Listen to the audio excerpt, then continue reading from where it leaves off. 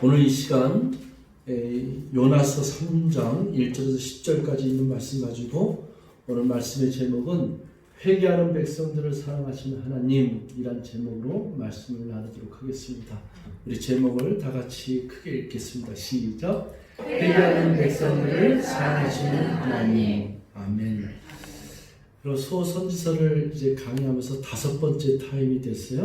그래서 호요아오, 요미나하, 스악스말 12권 책 중에 오늘 요나서입니다. 성경에 보면은 요나서와 같은 책들은 여러분들이 마르고 닳도록 읽고 묵상하고 또 외우고 또 스토리텔링을 할 수 있도록 자녀들에게 이 이야기 전체를 이야기해 줄 정도로 요나서는 너무나도 유명하고 또 우리에게 잘 알려진 말씀이고 또 이야기처럼 이렇게 돼서 재미도 있고 특별히 아이들에게 훈육하고 교육하기에는 아주 좋은 책입니다. 4장으로 되어 있는데 4장으로 되어 있지만 그렇게 길지가 않아요. 그래서 1장만 17절로 되어 있고 나머지는 10절, 또 3장도 10절, 그리고 4장은 11절로 되어 있기 때문에 이 4장의 내용은 여러분들이 마르고 닳도록 읽고 또 묵상하고 그리고 또 가르치고 그리고 또 외우기까지 하고 또 1장부터 4장까지 내용을 전체를 한 일목요연하게 이렇게 설명도 할 수 있어야 되고 또 복음을 증거하는데 귀하게 사용될 수 있는 그런 책인 줄 믿습니다. 이러한 책이 구약성경에 또 한 권 있는데 그게 룻기예요. 룻기도 4장으로 되어 있는데 룻기 같은 책들은 너무나도 귀한 교훈이 많죠. 우리에게 참 와닿는 감동 어린 그런 스토리를 가지고 있는 귀한 책인데 이 요나서도 마찬가지예요. 근데 이 요나서는 저희들에게 주는 영적인 메시지가 참 강합니다. 그래서 요나서는 여러분들이 1장, 2장, 3장, 4장 이 부분을 잘 여러분들이 습득하시고 또 묵상하시고 거기서 영적인 교훈을 얻은 것을 가지고 여러분들이 복음을 증거하는데 또한 시대적으로 어둠의 세력들에게 어떻게 복음을 전해야 되고 또 회개하고 돌아오는 그 백성을 하나님이 얼마나 사랑하시는가를 이런 것들을 간파할 수 있는 중요한 책인데 여러분들이 어쨌든 오늘 본문 말씀을 통해서 귀한 깨달음과 큰 은혜가 또 주님의 생명력이 함께하기를 주로 축원드리겠습니다. 아멘. 여러분 요나서 전체를 1장, 2장, 3장, 4장을 이 예배 시간에 짧아 한 30분 정도의 설교 시간에 다 다룰 거예요. 근데 제가 언젠가 그랬죠. 하나님이 지혜를 주시면은 1시간, 2시간에도 성경 전체를 말할 수 있고 또 하루 만에 또 가르치라는 하루에 가르칠 수도 있고 3박 4일 부흥회 때 가르치면 가르칠 수 있어요. 저는 요나서를 가지고 3박 4일 부흥회를 인도한 적도 있고 매일 한 장씩 이렇게 한 적도 있고 또 어떤 한 장 가지고 또 이렇게 쭉 강의를 한 적도 있습니다. 근데 오늘은 요나서 전체를 여러분하고 다루는 시간이니까 잘 들으시면은 요나서 전체에 대한 파악을 다 하실 줄 믿습니다. 그리고 여기에서 주는 메시지가 하나님 이렇게 주는 메시지가 놀라운 은혜 가운데 저와 여러분의 심령 가운데 역사할 줄 믿습니다. 요나서는 이제 BC 760년경 그때 이제 어느 때냐면은 이스라엘이 북이스라엘이 멸망하기 바로 직전이에요. 그래서 그 시대 이스라엘이 멸망한 때가 BC 721년인데 약 한 40년 정도 그 앞에 있었던 그런 일인데 북이스라엘과 그리고 남유다 이렇게 펼쳐지는데 특별히 북이스라엘에 대한 그리고 이 본문에 있는 말씀은 그 시대 속에서 니느웨에 대한 그런 하나님의 말씀을 증거하는 선포가 나타납니다. 여러분 니느웨라는 것을 잠깐만 좀 우리가 설명을 하고서 본문 말씀을 좀 들어갈게요. 니느웨는 커다란 성읍이에요. 근데 아스르의 그 수도로 이렇게 잘 알려져 있는데 니느웨라는 합이라는 뜻이가 있고 합의라는 뜻이 있고요. 여러분 성경에는 바벨탑을 쌓았던 그 도시가 있는데 그 바벨탑을 쌓았던 도시의 창시자가 누구냐면은 니무롯이에요. 니무롯에 의해 그 형성된 메소포타미아 지방에서 고대 도시로 이렇게 형성된 도시입니다. 바그다드 북쪽 350km 정도 지점에 티그리스 강 연안에 위치하고 있는데 BC 12세기경부터 아수르의 중요 도시로 이렇게 정착을 하다가 BC 8세기경이 바로 이제 BC 760년 요나가 활동하던 그 시대죠. 이 시대 때 그 아수르 왕 그 사네립이 유명하지 않습니까? 그 아수르 왕 사네립이 이 니느웨 성읍을 수도로 정해요. 그래서 니느웨는 아수르의 수도다. 근데 어느 정도로 크냐면은 요나가 복음을 증거하러 갔을 때 사흘길을 다녀야지만이 다 도달할 수 있는 놀랍고 큰 도시예요. 이 니느웨 성읍하고 견줄 만한 도시가 그 당시에 없었어요. 왜냐하면은 아수르가 팽창하면서 이 니느웨 도시가 이집트까지, 애국까지 이렇게 다 점령을 했거든요. 니느웨 성읍을 견줄 만한 도시가 없을 정도로 아주 큰 성읍입니다. 성경상으로는 4장 맨 마지막 절인 11절에 이 큰 성읍 니느웨는 좌우를 분별하지 못하는 자가 12만여 명이요 가축도 많이 있나니 이렇게 기록되어 있어서 그때 당시에 12만 정도면 굉장히 크죠. 오늘날 우리나라에서 도시로 승격되는 그 인구가 20만 명이에요. 20만 명이 넘으면 이제 도시로 승격되는데 그때 당시에 12만 명이 더 되죠. 근데 이제 좌우를 분별하지 못하는 인원만 12만 명이라고 했으니까 어마어마하게 큰 도시예요. 그런데 요나서를 쓰일 때 하나님이 요나를 선자를 끄집어내서 이제 사역을 주죠. 사명을 주는데 너는 저 큰 성읍 니느웨를 가서 복음을 전파하라. 내가 너에게 전하는 말씀을 전하라 이렇게 얘기하죠. 그런데 이때 당시에 이 니느웨 도시라고 하는 것은 아주 사악해요.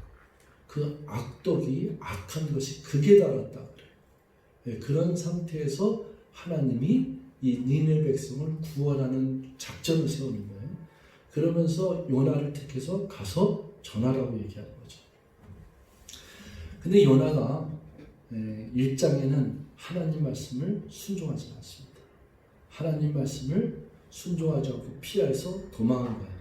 그래서 1장의 주제가 뭐냐면 불순종하는 요나, 하나님을 떠나 다른 곳으로 가는 요나, 이렇게 이제 제목을 붙이기도 하는데 이제 우리 1장 1절부터 이렇게 보면은 여호와의 말씀이 아미떼 아들 요나에게 임하니라 이르시되 너는 일어나서 저 큰 성읍 니느웨로 가서 그것을 향하여 외치라 그 악독이 내 앞에 상달되었음이라 하시니라.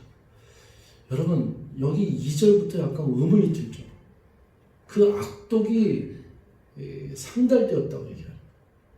아주 그 악한 행동들이 그렇게 극에 달았다 이렇게 되는데 하나님이 심판하시면 되는데 왜 그 악한 도시요 악독이 하나님께 상달되었는데 왜 이 백성을 구출해야 되느냐, 왜 요나를 통해서 일어서서 저 니느웨 성으로 가서 그 백성들에게 외치라고 얘기하는 거야. 여러분 모세 작전에 보면은 모세를 통해서 보면 이스라엘 백성을 구출하기 직전에 하나님이 뭐라고 말씀하시냐면 너는 애굽으로 가서 내 백성을 이제 구출해라 이 얘기예요.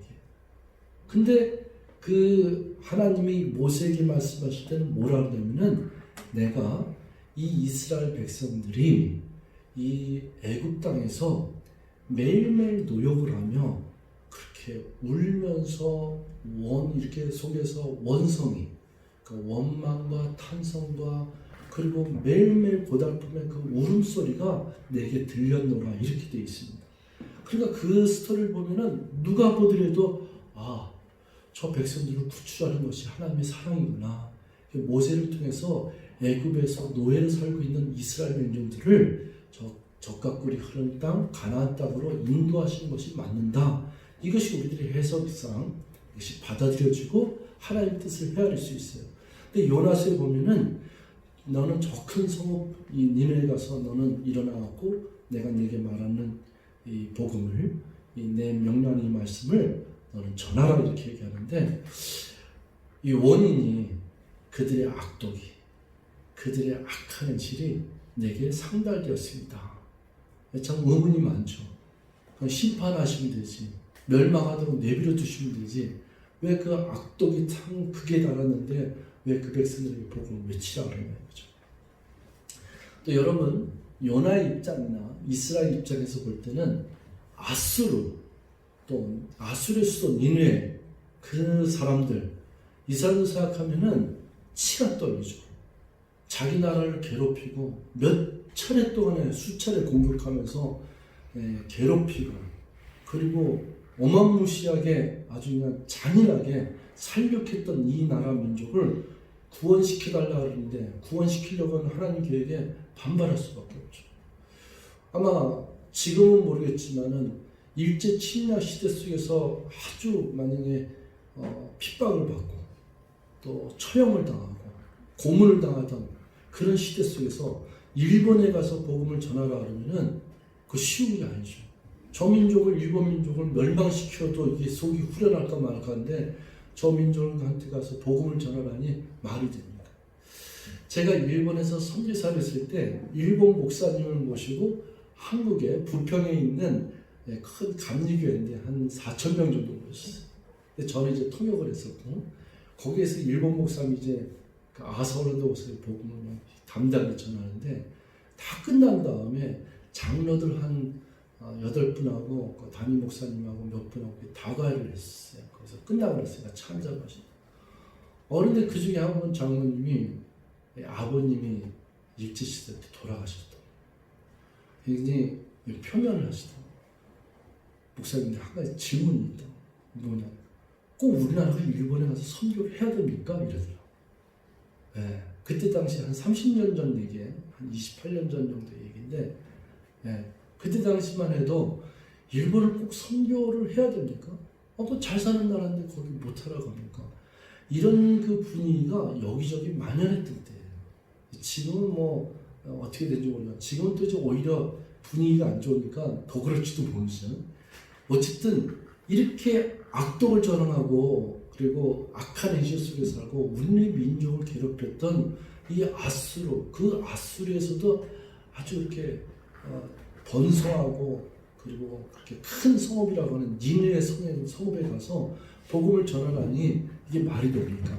그래서 요나가 하나님께서 말씀을 하셨지만은 이 마음속에 내키질 않는 거예요. 그래서 요나가 여호와의 낯을 피해서 도망을 갑니다. 도망을 가는데 어디로 가냐면 반대 방향으로 가는 거예요. 반대 방향으로 다시스로 가는 그 배를 타기 위해서 욥바로 내려갔더니 그런데 이 욥바로 내려갔더니 3절 말씀인데 마침 다시스로 가는 배를 만난지라 그랬어요. 이 성경에요. 이 스토리텔링 중에서 이 요나서라든지 루키스에 보면은 이런 단어가 많이 나와요. 그때 마침 이런 단어가 많이 나와요. 그때 마침 이런 단어가 많이 나오는 거는 다 하나님께서 섭리하고 계시고 하나님 손에서 디자인하고 계획하시는 줄 믿습니다. 저와 여러분들의 인생 가운데서도 이런 일은 많습니다. 내가 뭔가 이렇게 불순종하면서 가는데도 그런 것들이 이렇게 꽤 맞춰지는 경우가 있어요.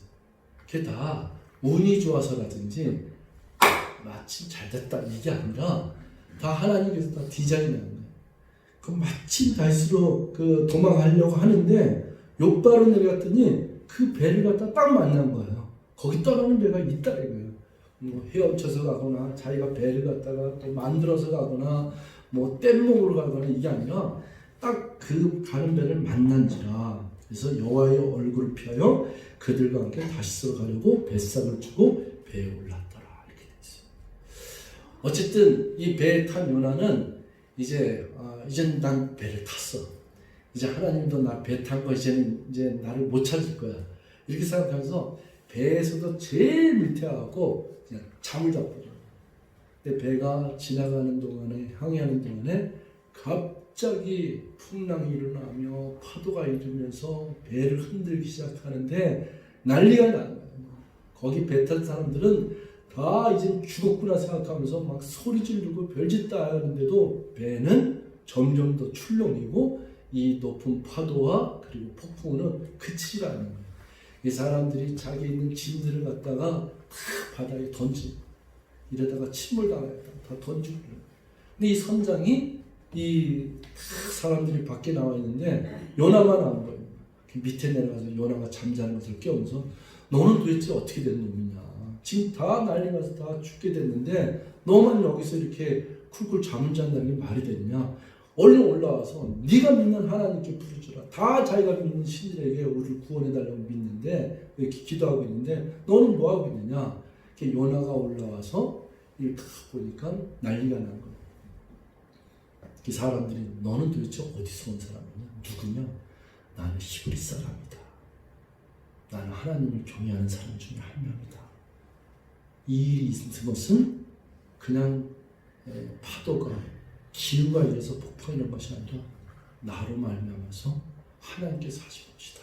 이렇게 해요. 그 사람들이 그럼 우리가 어떻게 하면 좋겠느냐? 나를 저 바다에 던지라.